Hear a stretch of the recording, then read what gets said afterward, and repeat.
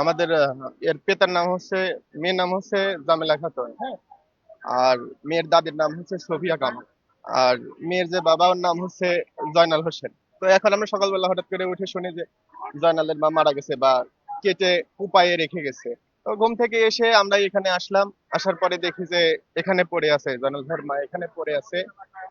পরে এখানে এসে দেখি আমাদের ইরালি কাকার ছেলে, ইরালি কাকার ছেলের নাম শিমুল হোসেন। ও দৌড়ে চলে গেল, এখানে ফলো করে, রক্ত ফলো করে ওখানে দৌড়ে চলে গেল।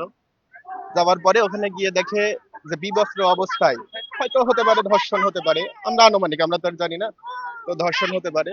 তো ওখানে গিয়ে দেখি বিবস্ত্র অবস্থায়, গায়ে কোনো কাপড় নাই, হ্যাঁ, গায়ে কোনো কাপড় নাই। কাপড় ছাড়া দেখি ওখানে ওই অবস্থায় ফেলায় রেখে, মৃত রেখে, কুপায়ে রেখে চলে গেছে। এটা একটা জঘন্য ঘটনা এবং যারা এটার সঙ্গে ঘটেছে জঘন্য একটা অপরাধ করেছে।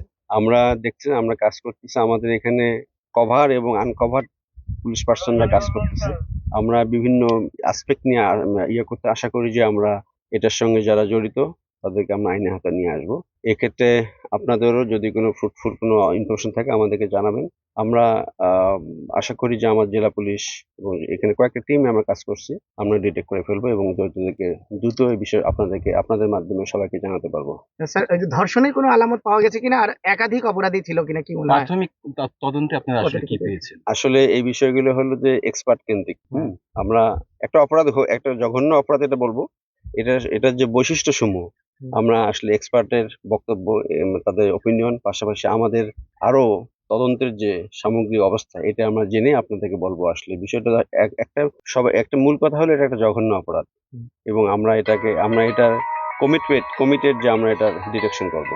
সন্দেহভাজন কোনো অ্যারেস্ট আছে নাকি? এই মুহূর্তে আমার কাছে নোটিশই নেই আর কি। আচ্ছা, এমনি একাধিক অপরাধী ছিল কিনা বা কতজন ছিল, এরকম কোনো ধারণা পেয়েছেন আপনি? এটা আসলে এখন একটা ঘটনা ঘটেছে এখানে, দেখতেছি যে অপরাধ যেভাবে এখানে নিয়ে আসে একাধিক থাকতেও পারে, বাট আমরা কনক্লুসিভ বলতে পারতেছি না। বাট মানুষ ঘটনা ঘটেছে, যারাই ঘটক এটা জঘন্য একটা কাজ করেছে এবং যারাও এটার সঙ্গে আমরা একটা সময় দেন আমরা জানাচ্ছি, আপনাকে জানাবো।